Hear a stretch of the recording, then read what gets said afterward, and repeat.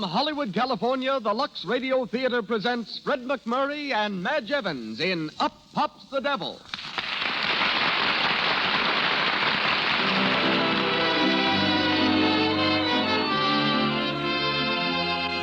Lux presents Hollywood.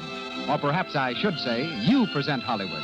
For your loyalty to our products makes this program possible.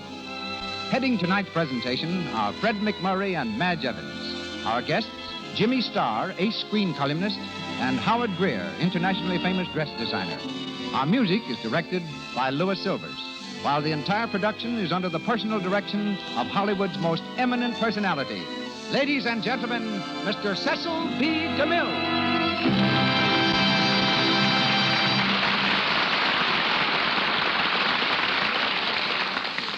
Greetings from Hollywood, ladies and gentlemen. For years, the motion picture business has had its unwritten laws, an invisible code authored by experience and enforced by tradition.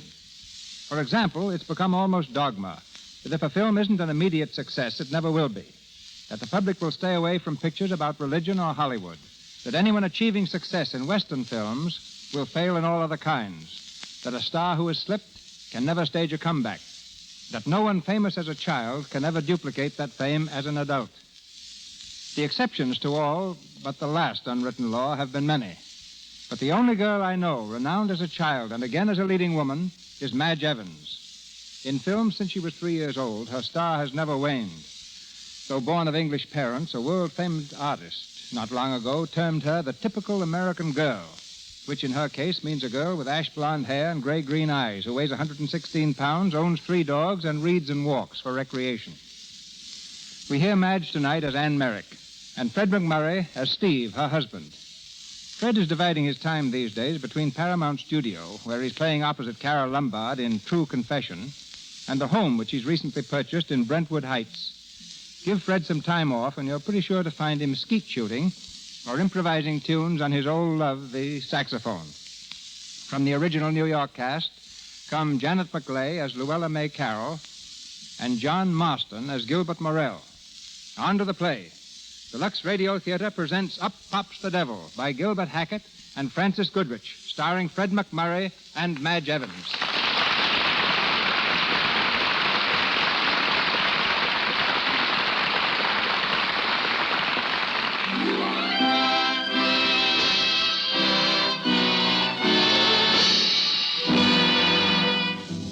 The 40th floor of a New York City skyscraper. In the inner sanctum of a publisher's office, Gilbert Morell, the firm's editor, is hunched over his desk, absorbed in a blue-covered manuscript. There's a knock at the door, and his secretary appears. Mr. Morell. Mrs. Merrick is here. Oh, well, ask her to come in, will you? Hello, Gil. Anne, how are you? That'll be all, Miss Hart. Yes, sir. Anne, sit down. Well, you're looking splendid. And feeling it. Marriage agreeing with you? Beautifully. Well, good. It's been ages since I saw you. Well, did you read the manuscript? Oh, yes. Just finished it. And? Well, it's pretty good. Oh, is that all, Gil? Just pretty good? If you want me to be frank. Is it yours? Mine? Oh, no. It's Steve's. Steve's? My husband.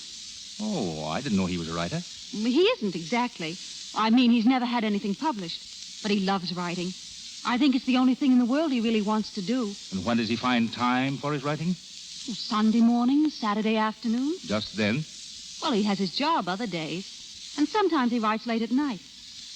Gil, I thought his last one was a grand story. I still think so. Oh, now, don't act that way. I don't say he can't write. I don't say the story isn't good. It is, Anne. But it's not good enough. If you expect to get anywhere in this writing game, you've got to make it your whole job. Not just Sunday mornings and late at night. You've got to really work at it.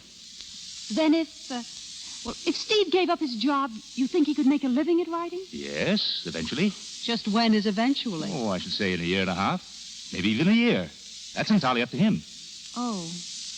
I wish you'd tell him that. Me? We were going out tonight. It's our first anniversary, a celebration. Can you join us? Well, I don't know. Oh, we'd love to have you. And I know you'll like Steve. All right. Count me in. May I use your phone? Certainly. Steve ought to be in. It's Saturday. Where are you living? Oh, we've got a 2x4 apartment on 8th Street. Greenwich Village? Do you like it? Well, it's hectic, but it's cheap.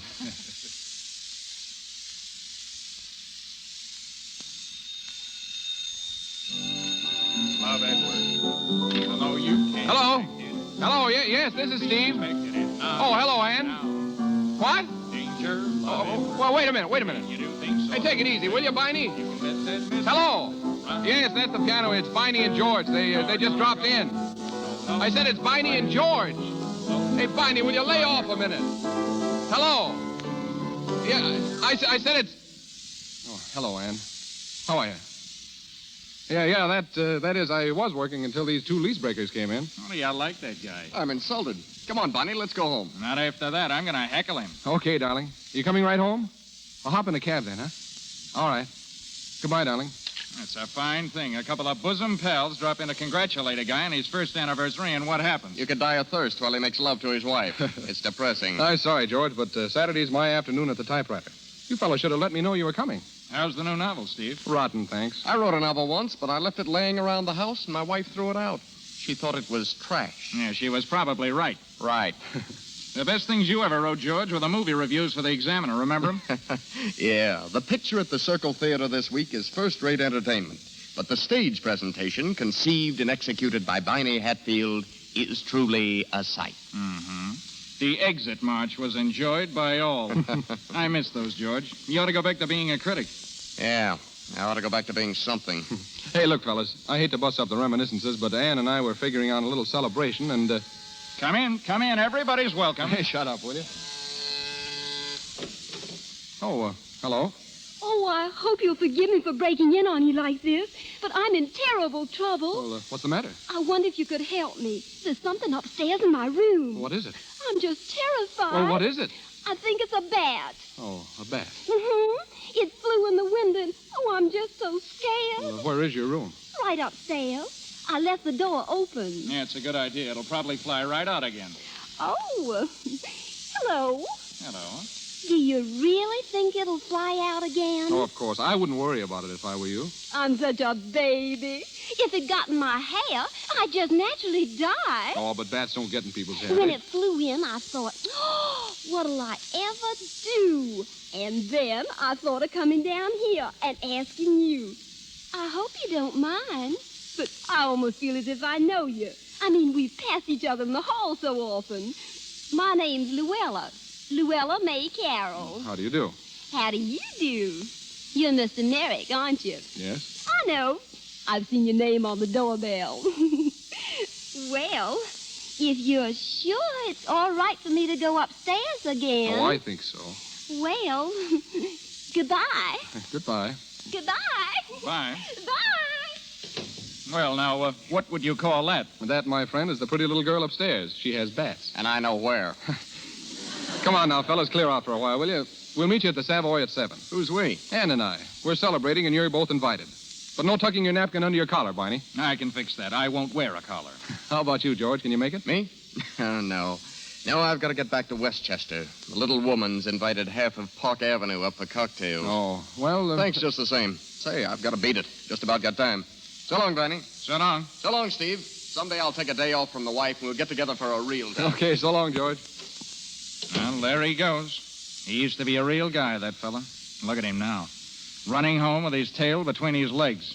Today's the first time I've seen him in months. Yeah, it's the first time anybody's seen him since he married the Steckel Millions. You know, it's a darn shame taking a fella like that and trying to make a pink tea expert out of him. He could really write once. Why didn't he keep it up? No incentive. The guy's being supported, and he knows it. Anyway, she makes him spend most of his time being social. She certainly got him licked. I tell you, a man's got to feel important. He's got to have the little woman waiting at home for him, telling him how grand he is, and asking him for car fare. How do you know, bachelor? I look at guys like you. Well, take a look at the outside door, will you, Barney? I've got some work to do before Ann gets home.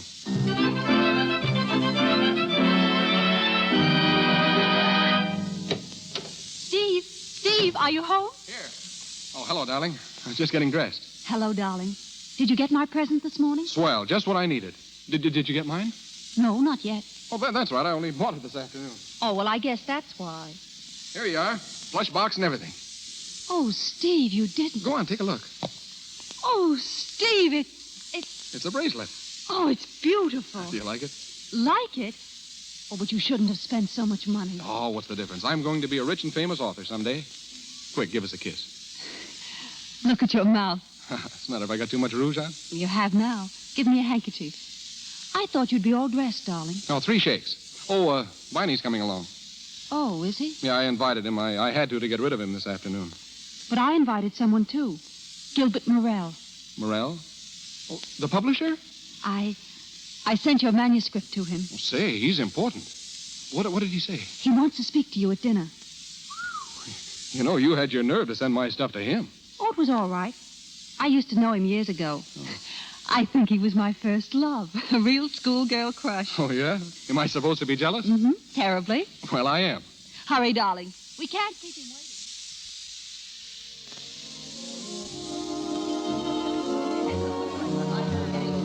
And that's what I told Anne. A year and a half. It's up to you, Steve. You could do it, Steve. I know you could. But it would have to be all writing, Steve. Nothing else. No other job, huh? Well, thanks, Doctor. I feel much better. Let's forget the whole thing. Oh, Steve, that's childish. Now, darling, let's not talk about it. You know you don't want to stick at that filthy job you have now. Did I ever say that? No, but I know. Now, will you be a good little wench and shut up? I don't know what's the matter with you. Well, there isn't anything the matter with me except that I'm too smart and I have a good appetite. What do you suppose we'd live on while I was learning to be a writer? We'd get Well, along. don't you know someone who could stake you? No, my friends are almost as poor as I am. Steve, you're impossible. So's the whole idea. You know very well that I could... Could what? Nothing. Viney, dance with me, will you? Sure. This is what you get for arguing, Steve. I'm dancing with a missus. Keep your toes in, Ann. Not bad. Not bad at all, Ann. Oh, I was always light on my feet. As a matter of fact, I took dancing lessons for years, Viney. My teachers all said I was terrific. You didn't know that, did you? Sounds like a build-up. It is, Viney. Yeah? What for? I'm angling for a job in the stage show at the Circle. Yeah, sure. I mean it, Viney. Go on. You wouldn't want that. Why not? You wouldn't work in a chorus. What's wrong with it? Well, it's too hard. Hard. Yeah. You start rehearsing at 10, then you give a performance. Just as you start to take off your costume, you hear your music, another performance. Rehearse, grab a sandwich, another performance. Rehearse, another performance. Now, when you get home at night, you're lucky if you can stand up. I could do it, Viney. Oh, I'm sure I could. Well, if you want the job, I'll get it for you, but... Thanks, Viney. I'll remember that.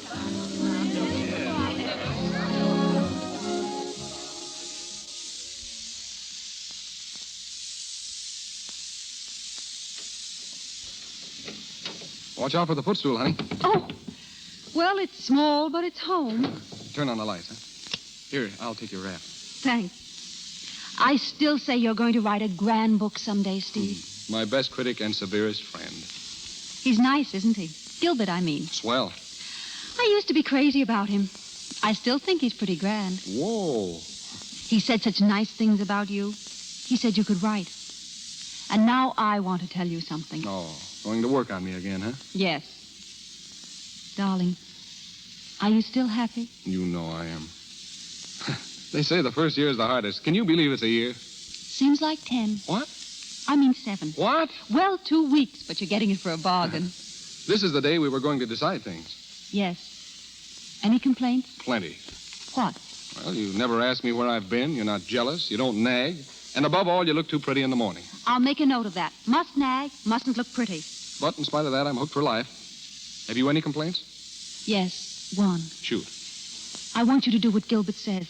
Give up your job. Now, Ann. I want you to write. I don't want anything but you. Now you don't, but... Now and forever. Ann, this is the first time I've ever been happy in my life. This is the first time I've ever had a real home, anyone I cared for, anyone I wanted to take care of.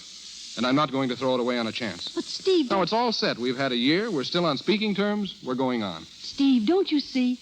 You're going to hate me if I keep you from your writing. I couldn't hate you. You will someday, after this magic is gone. It won't ever go.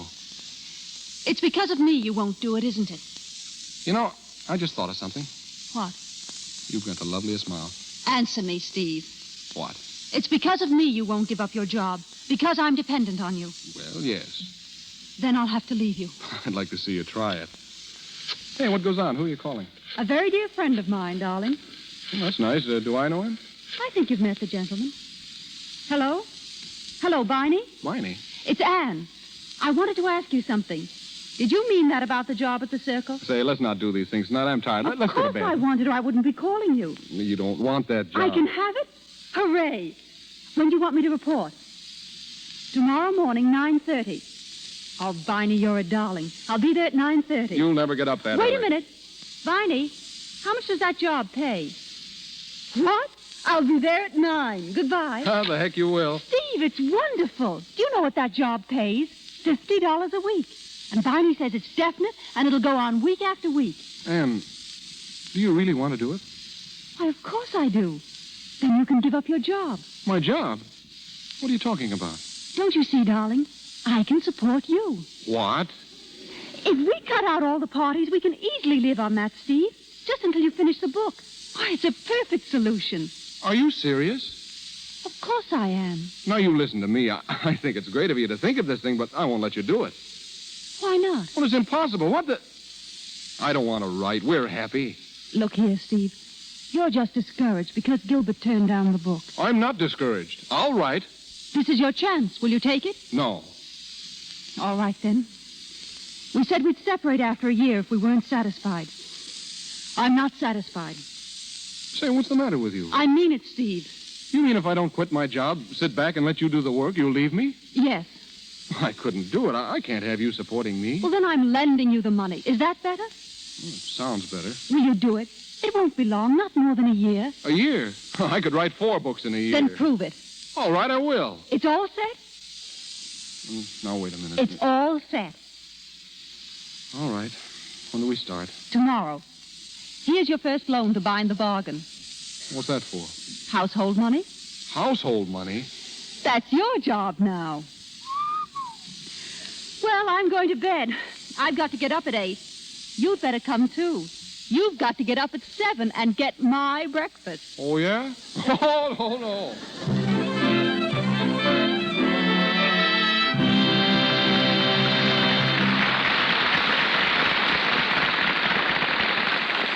The Lux Radio Theater's production of Up Pops the Devil continues in just a moment. In the meantime, we take you to the dormitory of a Western college, to the attractive room of one of the girls who happens to come from Hollywood. A large parcel post package lies on the desk. Why, Jeannie, what do you care what's in my package? Well, I'm hungry. And I thought maybe there was something to eat in. Oh, you greedy little thing. This isn't food at all. It's something to wear. Well, next to food, I like clothes. Come on, open it and let me see. Oh, all right. But you open it if you want to. Oh, Marcia, look. It's some new undies. Oh. Gee, they're lovely. I never saw anything so beautiful. I didn't expect these. Why, they're just like those of Mother's I liked so well. And look, there's something else tucked down here in the box. A big package of Lux Flakes. Uh-huh. Isn't that a surprise? No, not exactly. Mother always sends Lux along with anything special, just to be sure it gets the care it deserves. She doesn't realize how fussy I am about always having Lux on hand to protect my undies and sweaters and things. Well, why should you worry? You never wear your things out, and anyway, you have so many. Oh, Jeannie, don't be silly. I want to keep my things nice looking just as long as I can. That's why I always Lux them. Well, these things are so exquisite, I'd be afraid to wash them at all. But haven't you heard the slogan, anything safe in water is safe in Lux? Mother says that's because Lux Flakes haven't any harmful alkali. When you come to Hollywood, you can ask her. She'd love to tell you all about it. Mr. DeMille takes us back to our play. We continue with Up Pops the Devil, starring Fred McMurray and Madge Evans.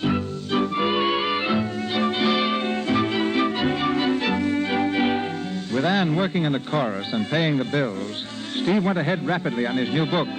But now, after 4 months, the situation is beginning to pall. It's late afternoon, and Steve at his typewriter is trying vainly to concentrate, interrupted repeatedly by the routine of housekeeping.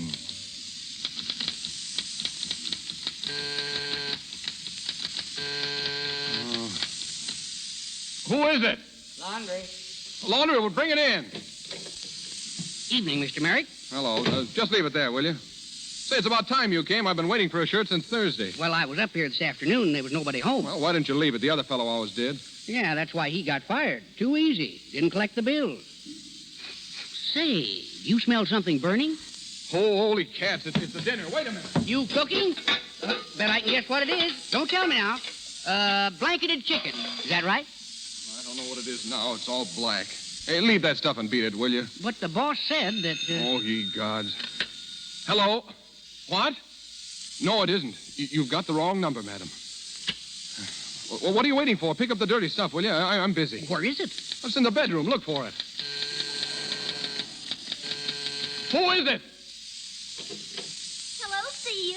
It's me. Hello, Luella. What do you want? I've got something to tell you. Listen, Luella, I'm awfully busy. Oh, you look so cute in that apron. What? Oh, Oh, don't take it off.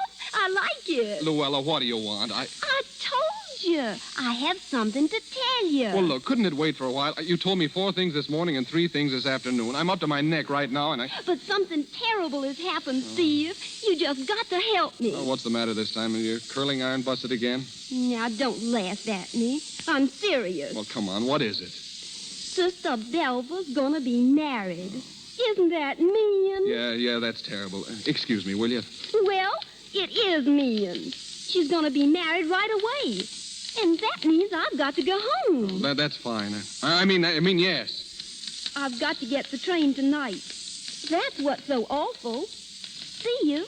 What must I do? Well, what do you mean? Well, how do I get my ticket? Oh, that's easy. There's a man at the station who sells them. Could you come with me?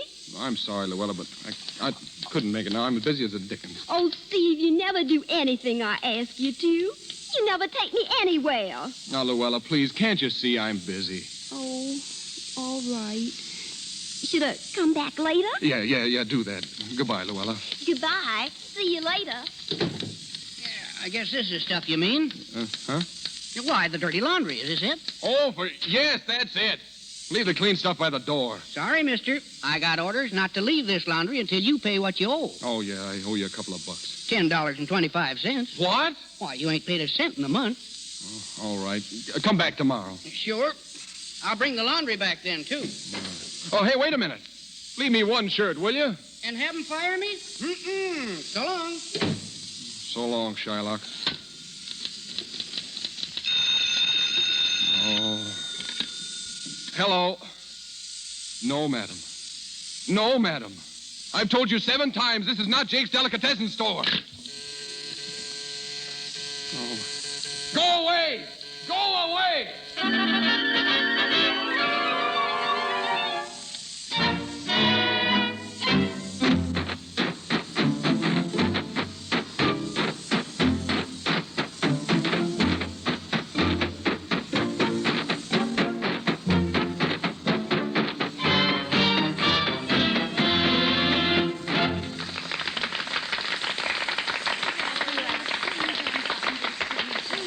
All right, girls, back at 8:30 tonight. 8:30 for the last show. Hello, Ann. Hello, Barney. How are you? You look tired. I am a little. I'll be all right. Why don't you take a night off? And get Doc? Thanks. But we need the money too much. Lend me a nickel, will you, Barney? Say, it isn't that bad, is it? I want to make a phone call. Sure. Here. Thanks, Barney.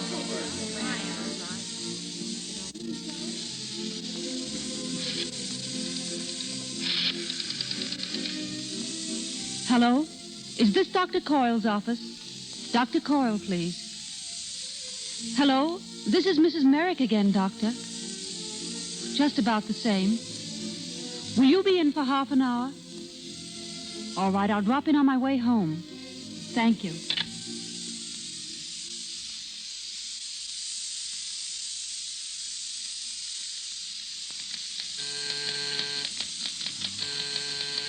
Who is it? It's Anne. Oh, I forgot my key. How are you, darling? all right, I guess. What's the matter? I ruined the dinner, that's all. Again? What'd you say? Nothing. I don't care about dinner anyway. What's wrong with you? I'm all right. You don't look well. Oh, I'm just tired. Oh, I'm a dirty swine. Here, you've been working all day. You come home tired and the dinner's spoiled. It doesn't matter. All I want is coffee. How did your work go today? Oh, fine. I worked hard. That's grand. Everything's going along all right now. I'm glad. I'm such a fool. I get so terribly anxious, Steve. Oh, why? Well, I want you to finish this. Gee, I'm going to. Soon? Sure, I'm shooting right ahead now. Where is your work? Oh, never mind about that. Come over here and... Steve, What? is this all you've done? One page? Oh, holy cats, yes, that's all I've done. Why did you lie to me? Because I'm so tired of arguments. Did you try? Did you ever sit down and try to write? Yes, I've tried. Trying doesn't get you anywhere. Oh, Steve, what's the matter? I'm in a rut. I never go anywhere. I never see anybody. I just stick around here all day. You said before you couldn't write because you had no time. You had a job. People kept dropping in. Now you've got nothing but time. And still you can't write. Well, I'm dull. No man can write when he's dull. What do you want to do? I don't know. If I knew, I'd do it.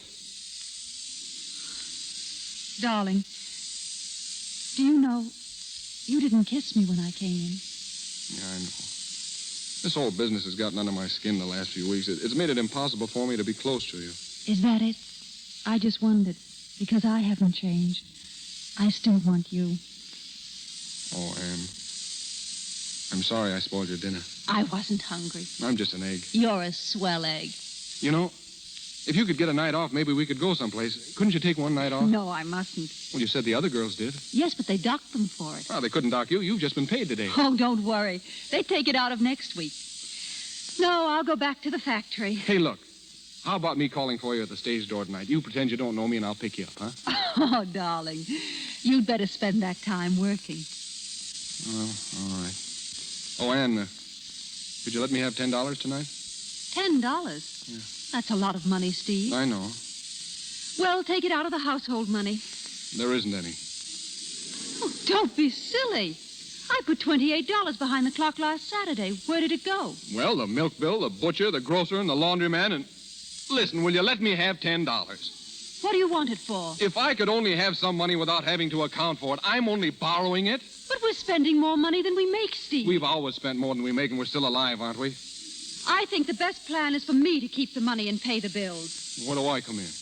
Well, I'll give you an allowance. Oh. And how much were you planning to give me? Well, do you think $7 a week would be all right? $7? Don't you think that's too much? Well, then would $5 do? Good Lord, $5 a week. Well, Steve, we're both working for the same thing, aren't we? You know everything I have is yours. Then give me $10. What for? Oh, for Pete's sake. Here it is. I don't want it. That's childish. Well, let's not talk about it. All right, it's there on the table. I've got to go. Anne, what time are you coming home tonight? Right after the show, of course. Why? You were late last night. Gil turned up. That's a habit of his, isn't it? I notice he doesn't turn up down here. He doesn't want to interrupt your work. My work. A lot he cares about that. Oh, darling, please.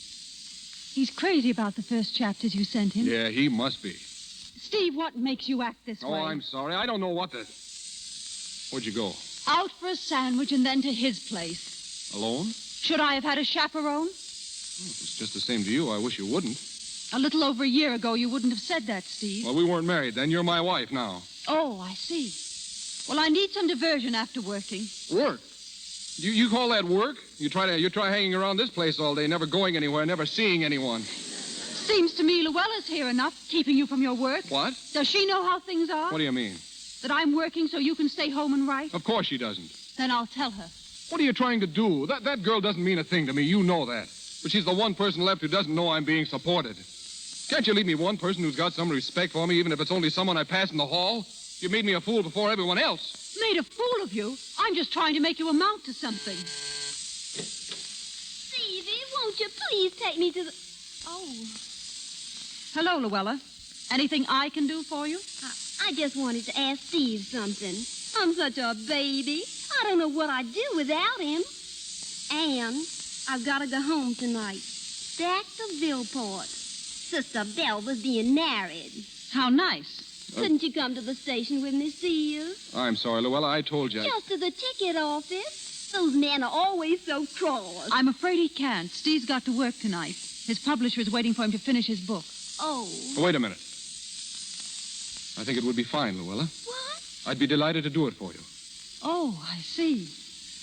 Well, I've got to go. Good night, Steve. You'll find your allowance on the table. Good night. Allowance? What did she Shut need? up. see you. All right, I'm sorry. Let me alone, will you? I'm sorry, too. I guess I've kept you from your work lots of times. Thank you. And goodbye. Goodbye. Wait. You're not going yet. Oh, I must. You're not. I haven't got my reservation yet. Well, forget it. I'll see that you get your ticket, and I'll put you on your train. Oh, Stevie, could you? Of course I could. But first of all, we're going out on a party, a grand farewell party. What do you think of that? Oh, that'd be marvelous.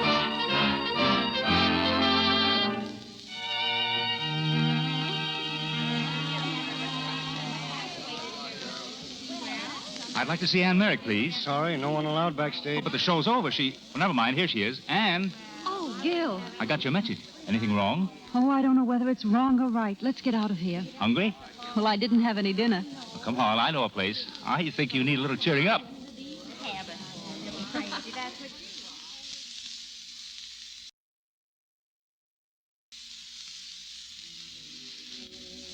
That's the story, Gil.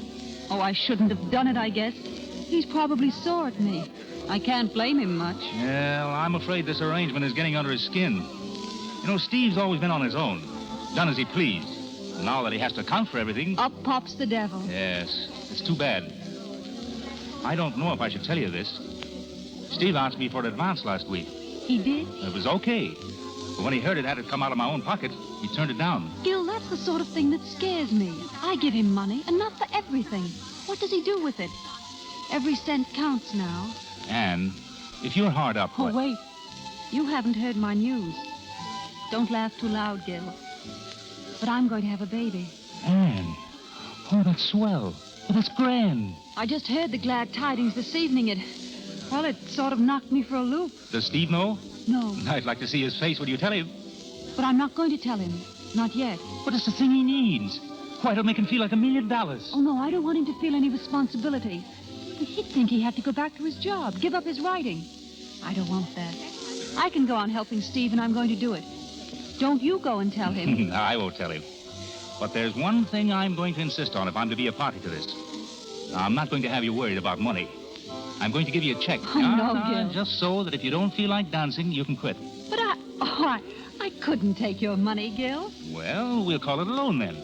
And we'll take it out on Steve, just as soon as we make him a rich and successful author. Well, All right. that's a good girl. Oh, you're Yes. swell, Gil. You know, I rather like the idea of having a baby. Now I'm getting used to it. Why, of course you do. I wonder what Steve will say when I... Well, what's the matter? Don't look now, Gil. But he's here. Who is? Steve, over there in the corner. He's entertaining our dear little friend from upstairs. Ann. So that's where the money goes. Ann, stop it. He's taking her out on my money. Don't be silly, Ann. Sit down. I'm going to speak to him. Ann, come here. Oh, Stevie, you're just so funny. Hello, Steve. Oh, Oh, hello? Hello, Gil. Hello, Steve. Sit down. I thought you were home working, Steve. I was. I'm not now. Is this what you wanted the $10 Ann, for? please. Luella, Steve's taken you around a lot, hasn't he? Why, And now no. he's bought your supper. Yes, but... Well, let me tell you this. Every time he took you out, I paid for it. Shut up. And when he gave you this supper, I paid for it. I've worked hard to get that money. Shut up. I won't shut up. I wanted you to tell her, but you wouldn't. It's the truth. She ought to know it. Then go on, tell her. Tell everybody. She's supporting me, Luella. She buys my clothes. She buys my food. She pays the rent. Now everybody knows it. Are you satisfied? Stevie, come back, wait.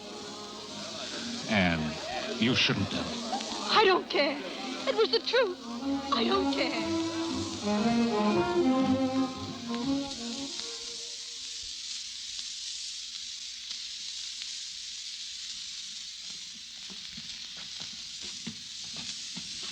All right.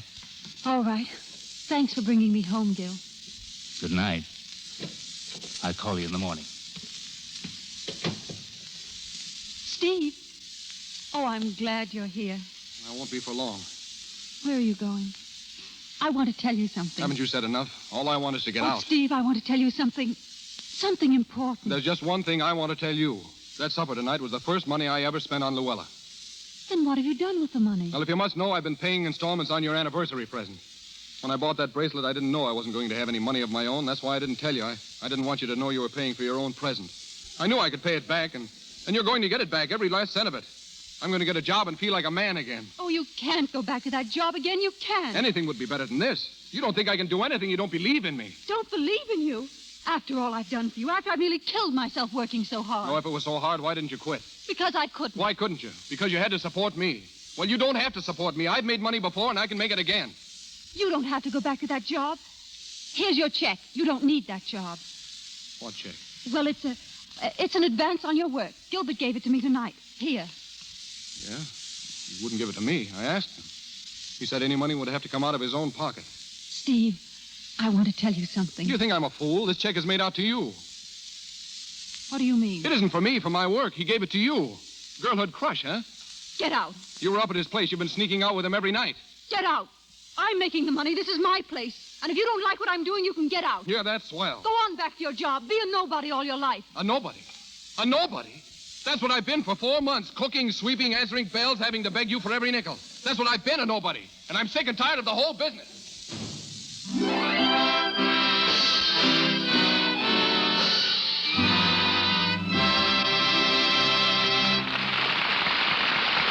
pause for station identification.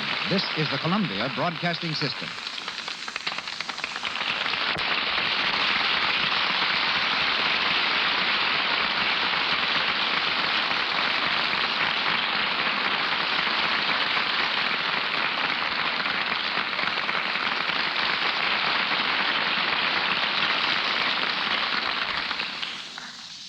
Pausing between scenes of Up Pops the Devil, our trip to backstage Hollywood finds us meeting Jimmy Starr. Once a struggling writer like Steve Merrick in our play, he's now motion picture columnist for the Los Angeles Herald and Express. His alliance with films began when he got a job putting up the marquee signs announcing new shows for a theater. But he couldn't spell, so he became a publicity man. He was an extra in the early Tarzan films, worked as a Keystone cop for Mack Sennett, and once danced for 3 hours with Mae Murray. Jimmy originated the full-page idea for Film News, and I'm giving him his chance now to originate something on the air. I was hoping you would extend that dare, Mr. DeMille. As a matter of fact, I have some suggestions on how to conduct a radio program. Naturally, Mr. Starr, naturally. I expected that. Remember, we have millions of listeners, and I don't want anything to happen that would offend them. I know. I'm not exactly picking on you, Mr. DeMille. It's guys like Winchell and Fiddler. When they start dealing out news about Hollywood, they miss a chance to tell the story the way it should be told over the radio. After all, we're dealing with sound. My idea is simply this. Now, suppose Simone and Gene Markey really got serious. I'd explain it with something like this. I understand. Wedding bells. Right. And suppose... And that? Martha Ray tearing up her marriage license. Any others to offer? Certainly. What's this? Sounds like someone taking a bath. Not quite, but you're catching on. It's a housewife washing dishes, in Lux Flakes, of course. And this? Oh, you got me there, Jimmy. Well, that's the sound made by the hands of another housewife when she runs them over her husband's face. Rough and cracked, you see. She doesn't use Lux Flakes for washing dishes, poor woman. She's been using some other soap with that harmful alkali in it. I thought that maybe the husband needed a shave. Oh, no. The hands of the same lady on the same husband sound like this when she uses Lux. As smooth and as soft as a song. Even a columnist knows that. Now, here's an easy one. Very simple. That woman just dropped the dishes she was washing. Wrong again. That's Loopy Valet and Johnny Weissmuller spending a quiet evening at home. Clever, Mr. Starr. But how about stepping from your critical pose for a moment and sticking to your last? What's doing around town? Okay. Here are a few things that happened only a few moments ago that will make tomorrow's headlines. If you want any more information about the personalities mentioned, write me in care of the Lux Radio Theater, Hollywood. News scoop number 1. Marked down April 13th as the wedding date for Lily Pons and Andre Castellanos, who sail for Europe on that day. Their ceremony will be performed on board. Miss Pons has always considered number 13 her luckiest. News scoop number 2. A lover spat, which may become permanent, is the cause of Tyrone Power taking a plane to New York to spend 5 days visiting Jeanette Gaynor. Sonia Henney and Tyrone haven't spoken to each other since last Tuesday. News note number 3. Greta Garbo is packing up her duds to return to Sweden for 4 months. The mysterious movie maid will slip out of Hollywood sometime within 3 weeks, but not without first signing a new contract with Metro-Goldwyn-Mayer. Screen scoop number 4. Virginia Bruce and director J. Walter Rubin are tuning up the wedding bells. They're so in love, Virginia has already put her okay on a lot on which Walter will build their love nest. Screen scoop number 5. Producer David Selznick loudly denies that Paulette Goddard has been assigned the coveted role of Scarlett O'Hara in Gone with the Wind. That's true, but it's a 10-to-1 bet she gets the part. News note number 6. Charlie Chaplin, who vowed he would never make a talkie, will speak in his next picture. News note number 7. On location in Bel Air, Katharine Hepburn formed a softball team and challenged some kids playing in a vacant lot. Cary Grant pitched, Katie played third base, and director Howard Hawks covered second base. The final score was 28-8 in favor of the movie team. Katie hit a home run, stole 2 bases. And the kids won't know until they hear this that they were playing with the elusive Katharine Hepburn. And thanks for letting me talk, Mr. DeMille. And now, letting sound tell the story again, here's a way to say goodbye to a columnist. And that, ladies and gentlemen, was Jimmy Starr.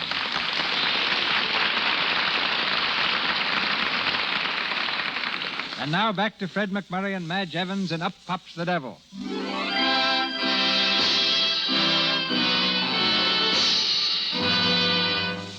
2 more months have gone by. Steve and Anne have been separated since the night he left the apartment. But now Anne is planning to see him again, once again, to settle the matter of their divorce. In Gilbert's office, she sits twisting her handkerchief and glancing frequently at the clock. Where are you meeting him? At the Park Crescent. We're having lunch.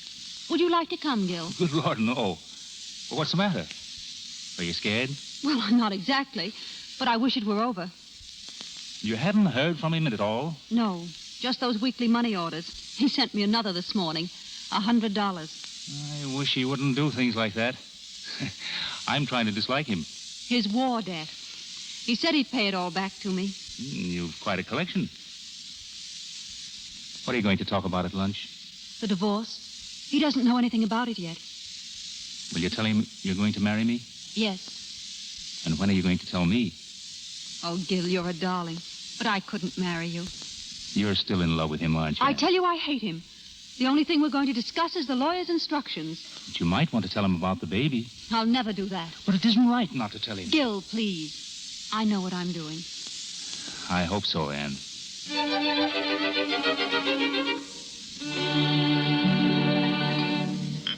Would there be anything else, sir? I don't think so. Anne? Nothing, thanks. Yes, ma'am. Well, enjoy the lunch? Yes, thank you. I hear you're not at the Circle anymore. No, I left a few weeks ago. I was glad when you sent for me. I'd have sent for you sooner if I'd known where you were. Was there anything special you wanted to see me about? Yes. It's about the divorce. Divorce? What divorce? Ours. I went to see a lawyer. Wait a minute. What is it? Do you mean this? Yes, Steve. A lawyer? Well, Anne, how could you go to a lawyer? What did you expect me to do? Well, it's just you and me. What's between us is nobody's business. Unfortunately, when we got married, it became the state's business. Anne, this is you and me. You can't act like this. It's a shame, isn't it? So much easier just walking out. Can't we settle it between ourselves? Well, we could have if we hadn't been such fools as to have gotten married. Well, it wasn't marriage that made us unhappy. It was me. I'm sorry, Steve. I lost my sense of importance. I couldn't write. I couldn't do anything. You could fight, though. Of course I could fight. I was just trying to convince myself I was somebody. I had to fight. Can't you see that? It didn't matter about what. It did to me. And Well, I guess that's all. you're leaving me for something I said when I was so mad I couldn't see straight. Listen, Ann, you're my whole life. I haven't anything but you. These 2 months I've been so lonely for you, I could hardly go on. I telephoned you again and again, pretending it was the wrong number just so I could hear you say hello. And then I came to your stage door and followed you. I wanted you so terribly. But I couldn't come back. I had to get on my feet first. And I haven't done so badly, have I? 2 stories accepted, and now I'll finish the book and... Oh, Ann, look at me. What's the use of all this? I'm going. Telephone Gil about the divorce. He'll tell you all about it. Ann, are you going to marry Gil? Yes, Steve. I see. All right. You can come up to the apartment and get your things anytime. Oh, thanks. I guess there's nothing there I want very much. No.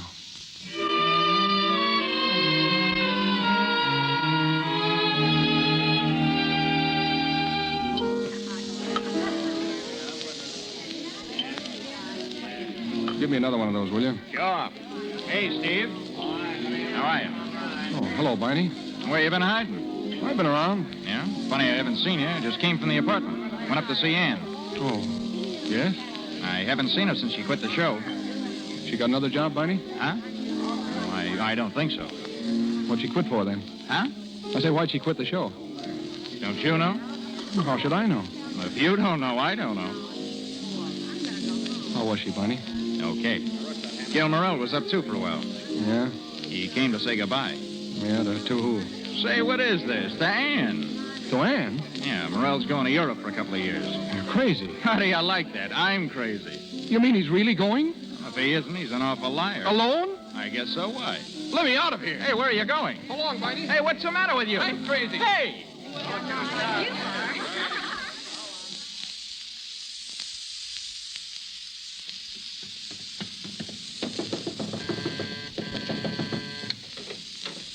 Steve. Ann, I've got to see you. Not now, Steve. I've got to. How do you like it, Mama? Well, it seems real nice to me. Who are those people out in the kitchen? Please, Steve, they've come to rent the apartment. Rent the apartment? I thought you were going to stay here. I'm going to stay till I rent it. Do you mean to say you're going to let strangers come and live in our house, using our things, snooping in our kitchen, peeking up our chimney? I asked you. You said you didn't want the place or the furniture. Now I'm going to rent it furnished. I've got to have the money. I'll give you money. I don't want your money. Well, where will you go? I'm going out of town. Where? Mrs. Morrell. Yes? Well, when are you leaving? Will you tell me that? Just as soon as I rent the apartment. Oh, Mrs. Merrick, my wife likes the place fine. I certainly do. The beds are so comfortable and, well, I haven't seen a real kitchen since we left California. It sure is nice. And Mrs. Merrick, I wonder if you'd show me how that range works. Why, of course. It's really very easy. Well, I'm sure it is, but See, that kitchen sure got her, hasn't it? Yeah. But this chair's what sold me. Yeah. This is what I call a real chair. Yeah, it sure is. Yes, sir. You sit here at night and snuggle up to that fireplace. Yeah. Well, I don't think you'd want to snuggle up to that fireplace. Huh? You sit that close and you'd choke to death. That's one of those fireplaces where all the smoke comes into the room and all the heat goes up the chimney. Is that so? And let me tell you, in one of these old houses, you sure need the heat. Well, that's all right. I guess that can be fixed. That costs an awful lot of money. Not me. That used to be my business. Oh. Well, I hope you used to be in the plastering business, too. Yes. Huh? Why? Oh, it's not very important, but that ceiling up there, it has a tendency to fall down. Is that so? Yeah, it pretty near brained me one night. But you get used to it. Just remember to stay on this side of the room. Well, Yes, now I understand. I'm sure it won't give you any trouble. Oh, Mama. Yes. Mama, come inside a minute. I want to speak to you. Now, there's nothing to speak about. Oh, Papa. yes, there is. You'll excuse us, won't you? Oh, sure. Well, what do you want? What did you tell that man? That man was crazy about this place. What did you tell him? I don't know. Let's see. Oh, yeah, I told him about the ceiling falling down. The ceiling? When? Well, don't you remember that day we found the plaster all over the floor? One little flake. Well, it might have been dangerous. You're trying to ruin my chances of renting. I don't want those people coming in here. I want to live here with you. Oh, Ann, we can be so happy. Don't be silly. All right, if you say so, Mama. Oh, it's all right, Mrs. Mary. I'll have the ceiling fixed myself. But it really... Oh, if it's okay with Mama, it's okay with me. I guess I wouldn't care what the place was like, just so long as that chair went with it. That chair doesn't go with it. Steve, you... I've changed my mind. That chair doesn't go with it, and that table, and that lamp, and that couch, and... Steve! And you're not going. Let go of me. We've changed our minds. We're not going to sublet. But it was all settled. I don't care. Listen, darling, listen. You can't go off and leave me. I need you, and you need me, too. What kind of a life is that, being separated, me missing you so much and wanting you? Come along, Mama. Don't you see how happy we can be? It'll be like it was at first. I can take care of you. Oh, dear. I wish now I'd never seen the place. Mrs. Platt, don't listen to him. You can have this place. Oh, I'm afraid, dearie, you don't know what you want. But I was like that, too, with my first. Mama, are you coming? Come on. What did she say? Are you satisfied now that you've driven them away? Now that you've spoiled my chance of renting? Do you think by doing that you'll force me into coming back to you? What did she say? Do you? Answer me that. Because if you do, you're crazy. I can take care of myself. I've made money before, and I'll make it again. I know. She said something about you first. Oh, she's crazy. Anne, are we going to have a baby? Yes, Well, how long have you known it? 2 months. 2 months. Then you knew it when we were separated. Yes, Why didn't you tell me? I was going to. Going to? That's swell. You were going to tell me, but you didn't, did you? 2 perfect strangers from California walk in and tell me I'm about to become a father. That's great. That's swell. Well, you see, Why didn't you tell me at lunch that day? I didn't want to. Why not? You'd have said the wrong thing. No, you're just trying to get even. Do you mean to say that you were going to walk out that door without even telling me? My own baby? It's not your baby, it's mine. Yours hasn't got a father? No. What? Well, he's a brute. What, the baby? Yes, no, I mean you are. Oh, Anne. I don't want to fight anymore. I don't want to talk anymore. Why don't you kiss me? Oh, Steve, Darling, I'm so crazy about you. you've got a funny way of showing it. You were going to let me walk out. You had me scared. I thought you meant it. You stupid. How could I? It was just a lesson, darling. I've learned it already. You did it so well. I was scared to death. You didn't show it. Darling, all I want in the world is to sit back and let you take care of me. Darling, that's just what I'm going to do.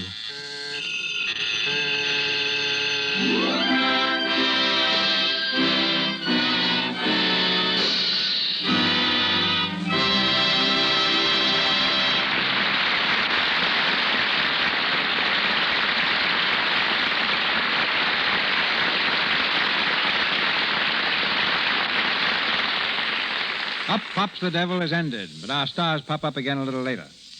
Now a moment with Howard Greer, owner of one of the most exclusive dress shops in the film capital. If he'd not been a machine gun corporal during the World War, he wouldn't be here tonight talking about clothes. When the war ended, he took the first job he could get. It was with Paul Poiret, the famous French designer. And today, the ex-machine gunner ranks among the world's foremost stylists. Mr. Greer's clientele has included practically every Hollywood star since the days when Clara Bow was popularizing the third-person neuter and Norma Shearer was making cowboy films. Prior to opening his shop, Mr. Greer worked for me, and I was never sure whether it was because or in spite of me that he left pictures for his own business. The truth of the matter, Mr. DeMille, is simply this. I'd much rather make clothes for off-screen wear because private clothes provide the advantage of an added dimension. Once in a while, I do get caught in a picture, however. At the moment, I'm making the clothes Katharine Hepburn will wear in her next film. What do you think, Howard, is your most original contribution in designing costumes? Well, back in the days when sound first came in, dresses made out of taffetas and beaded materials made so much noise they interfered with the dialogue. So I took a chance, designed an evening dress out of wool. And no one was more surprised than I when, 6 months later, Paris came out with a complete line of woolen evening gowns. Today, however, sound has been so perfected that we can use all types of materials without encountering any trouble at all. Well, the current issue of Life magazine showing the popularity of white fox furs is another proof of your ability to set styles. The present popularity of white fox is practically the result of a panic.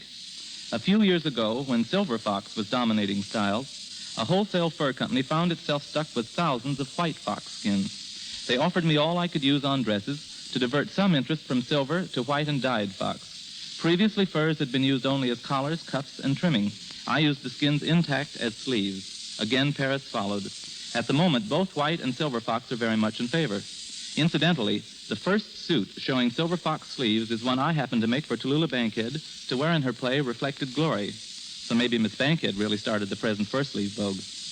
For women who want to learn what's going to be worn and how they can apply those ideas to themselves, I know of no better school than the screen. And, like the screen, if you don't mind my saying it, the sponsors of this program are doing a fine service in helping women to be better dressed. Their product, Lux Flakes, is the best I've ever encountered for keeping all washable material, no matter how fine, looking like new so much longer. My advice is to buy fewer but better clothes. If they're washable, take care of them in Lux Flakes, and you'll find in the long run you'll be spending much less money and will look more attractive. Your recent showing of fall and winter clothes, Howard, was one of Hollywood's important events. What are some of the style highlights it indicated? Well, in the first place, it's going to be a more colorful season. Street dresses will be the shortest in 10 years, with straight lines and square shoulders. Shoes are apt to be ankle height. You'll see a new type of glove allowing plenty of room for rings, with the 3 smaller fingers all in one compartment, something like a mitt. At least I hope you'll see it because I invented it. Hats are madder than ever, and anything goes. Box coats will be exceedingly popular, and colors for all clothes will be warmer and more vivid. Lines for evening are simple, but fabrics are extravagant and luxurious. And last, the zipper fastener will be used for everything, even the most delicate kind of evening dress. But now I think I've held things up just about long enough. Thanks for listening. Thank you.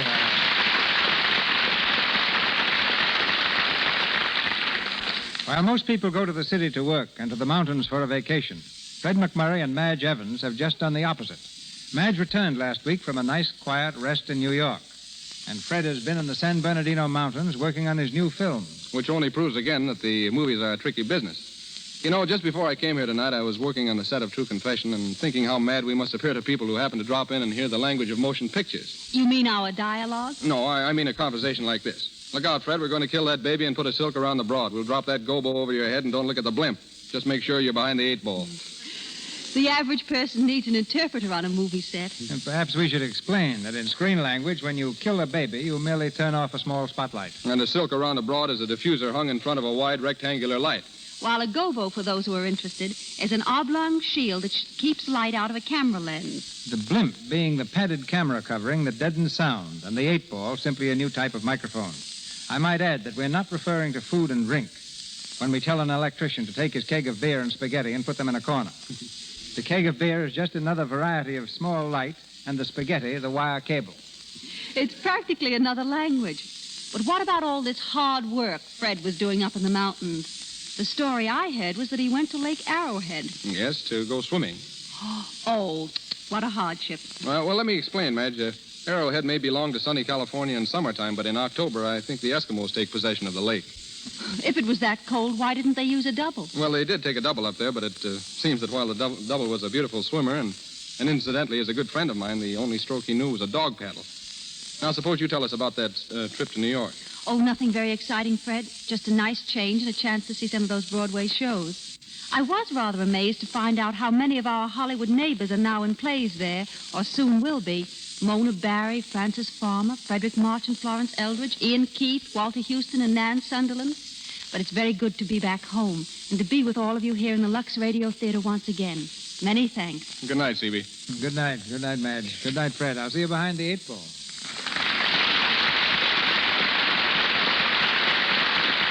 Thank you, Fred McMurray and Madge Evans. Ladies and gentlemen, this is your announcer, Melville Ruick. Mr. DeMille returns in a moment with great news concerning next week's program. Mr. McMurray and Mr. DeMille appeared through courtesy of Paramount Studios. Charles Tannen, heard as Barney Hatfield, and Louis Silvers are from 20th Century Fox, where the latter was in charge of music for Lancer Spy. Also in tonight's cast were Frank Nelson as George Kent, Dink Trout as laundryman, Marie Hammond as Mrs. Platt, Lou Merrill as Mr. Platt, Ann Morrison as secretary, and Robert Whitney as head waiter. And now, our producer. Next Monday night, one of the finest actors the screen has ever known comes to the Lux Radio Theater. Most of us, I'm sure, recall his brilliant performance for us last season in Men in White, and more recently on the screen in Captains Courageous. His name, Spencer Tracy. He stars for us in the celebrated story by Sinclair Lewis that became a national bestseller and a box office triumph as a motion picture, Arrowsmith. In it, Mr. Tracy plays the part of a modern microbe hunter, struggling to be true to both his wife and science. And starring with Mr. Tracy will be Miss Fay Ray.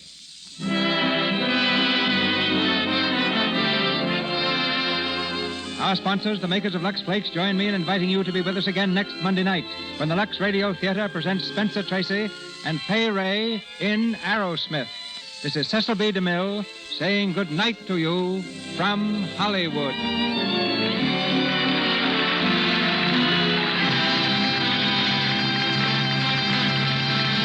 Play tonight was from the original by Albert Hackett and Francis Goodrich. Danger, Love at Work, and Loveliness of You, heard during tonight's performance, were from You Can't Have Everything. This is the Columbia Broadcasting System.